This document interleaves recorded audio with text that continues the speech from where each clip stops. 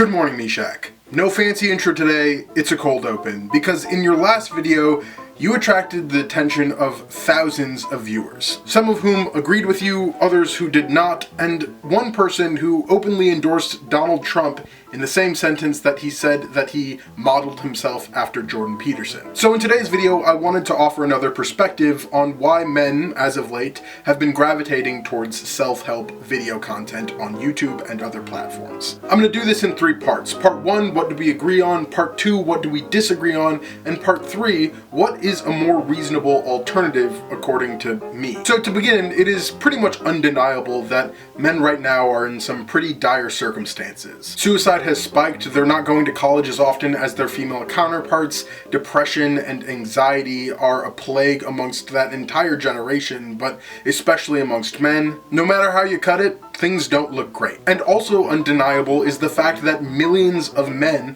have found solace in the self-help channels that you mentioned in your last video, and they're there seeking some sort of moral or practical guidance as to how they should live their lives. I agree that it's important to find the source of the issues at hand, and I admire your and others' efforts to do just that. I agree that men tend to bottle up their feelings, I agree that the move towards self-help is often motivated by insecurities, and I agree that insecurity and guilt are not good motivating factors for self-help. If we can make it something else, we should. But unfortunately, and unsurprisingly, our agreements stop just about there. So let's move on to part 2, what we disagree on. So the main thesis of your video, as I understand it, is that men are told from a young age that something's wrong with them. Something wrong with their sexual desires, something wrong with the way they rough play, something wrong about their very nature, that at the end of the day, men are bad, and that being told that is destructive to men's egos. Being told that you're bad over and over and over again will eventually breed insecurities, and those insecurities will eventually drive you towards self-help. Because if you're insecure, then you can feel more secure by improving yourself. And my intention isn't really to disagree with that.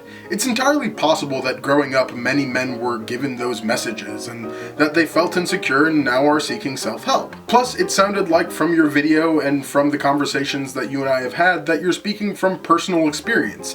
And I don't want to tell you what you know is true isn't true. Rather, I want to clear some things up about where those insecurities come from, where women fit into all of this, and why men gravitate towards the types of self-help and self-help channels that they do. First things first, I know that you didn't know that video was going to get the attention that it did, and I know that sometimes we just kind of slap these videos together last second, but you said something that was a bit concerning in your last video, and I wanted to give it a listen. You need to control your desires. You need to keep yourself in check. You need to make sure that you're not a problem. You need to make sure that you're not a predator. These are the kind of ideas that are being communicated to 12, 13, 14-year-old boys. Somewhat subconsciously, but also sometimes rather explicitly. And I understand why a lot of that is important. But what happens as you grow up is you start to internalize those feelings. You start to internalize the idea that you are not good, that inherently you are bad, that the feelings that you're having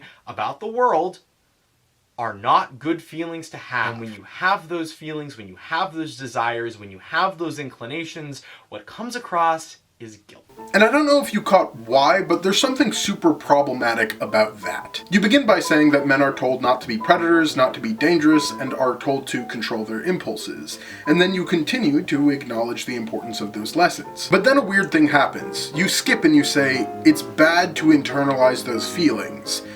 But being told not to be a predator is not a feeling. Jumping from men should not be dangerous predators to you are bad is a big step to take, and it's completely wrong. The point of telling a kid to control their urges is not to make them feel bad, but to reinforce the idea that not all urges are worth acting upon.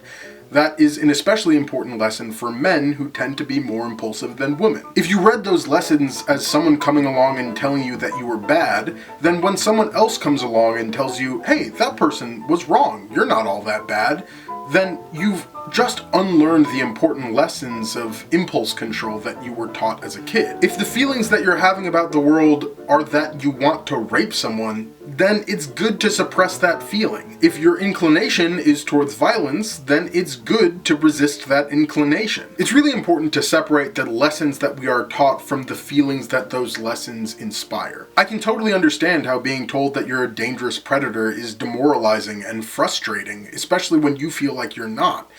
But regardless of what men hear and how they feel, the lesson that you shouldn't be a predator and you need to control your impulses are important lessons. And I don't think anyone is disagreeing with that. But let's take a moment to talk about those feelings, because not all of them are bad. You say in your video that men have feelings of insecurities and feelings related to puberty and sexual feelings. And they do. Men have all of those feelings and should be encouraged to critically think about those feelings, share those feelings in appropriate contexts, and yes, even act on well-measured feelings. I think there are big issues with how men are told to communicate their feelings, and while I was lucky enough to have a good group of communicative friends while I was in my developmental years, I recognize that's not the case for everyone. Unfortunately, I also think there are much larger issues with the ways that women are told to handle their impulses and their feelings. Say what you want about women becoming sluts and fiendishly promiscuous in the modern age, but for the rest of us living in the real world, it is clear. Women are told to suppress their sexual impulses, are forbidden from speaking about sex in the same manners that men are, and are ingrained with a deep sense of shame that surrounds their sexualities that goes much deeper than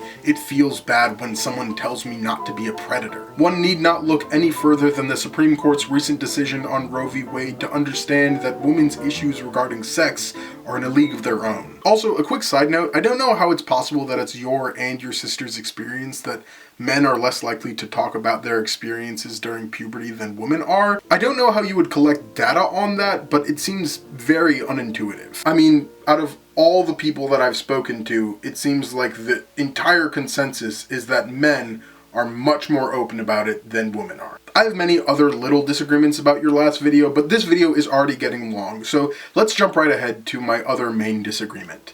You believe that men are going to self-help gurus online to improve themselves. And while that is certainly the case for many people, you included Meshach, I think there is a much larger demographic that go to people like Andrew Tate, Joe Rogan, and Jordan Peterson because they're trying to reaffirm their misogynistic and self-victimizing worldviews. For example, in one speech, Jordan Peterson says, quote, "Say what you think. Tell the truth about what you think. There's going to be things you think are nasty and harsh, and they probably are nasty and harsh, but they're also probably true. And you need to bring those up to the forefront and deliver the message." Lots of times there are things you have to talk about because they're not going to go away. And the advantage to having a well-socialized, disagreeable person is that they really don't let much get in their way. If you're an asshole and you say racist, misogynistic, untrue things all the time, that's a damn convenient message for you to hear. If you're insecure about your partner's faithfulness, even though you struggle with faithfulness yourself, it's really convenient to hear Andrew Tate say that it's okay when men cheat, but God forbid a woman do it. Don't get me wrong. It is possible that so many people need the simple advice that those men give. But there are millions of people that will tell you to go to the gym. Why is it the people that are flirting with misogynistic or racist or whatever ideas become so popular? And if genuine self-help is the real motivator behind these people, then why aren't channels like Sexplanations and The Financial Diet more popular than Jordan Peterson? Why is Joe Rogan's podcast the most popular in the world? It can't be because he gives the best or most unique advice in the world. Because he doesn't. Which brings me to part 3. Why are men really attracted to self-help channels? Like I said before, some people are genuinely trying to improve. And with certain channels being as big as they are unavoidable in the world of self-help at this point. And I don't want to disregard those people. If you're one of them, first of all, make sure you are one of them and that you have the proper motivations for self-improvement and for going to the channels in particular that you do. If you are sure, great. I'm so glad that you started your journey of self-improvement.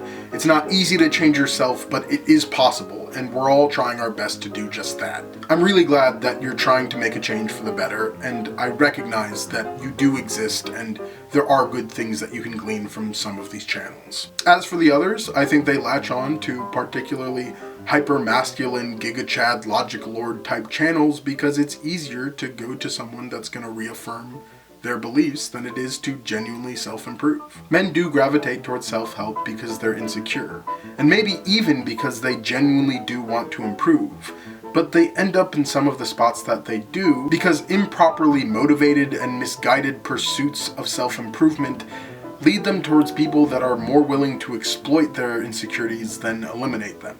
You want some self-help? Stop listening to the philosophical ramblings of Jordan Peterson and pick up the books that he's talking about. You want good financial advice? Go get free resources from the government or from your bank. Better yet, go get a degree in finance. You want some help talking to women? Here's step 1.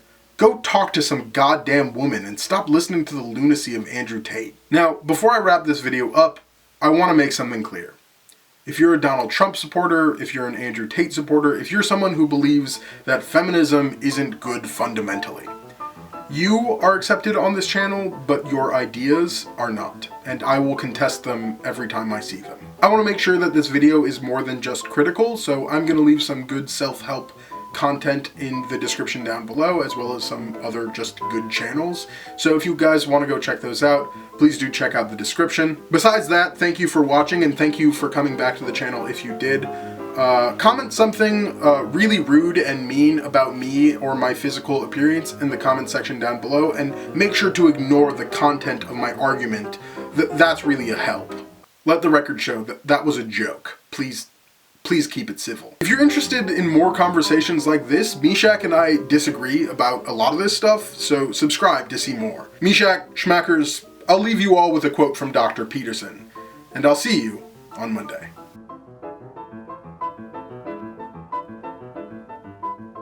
Also, yeah, it looks different, so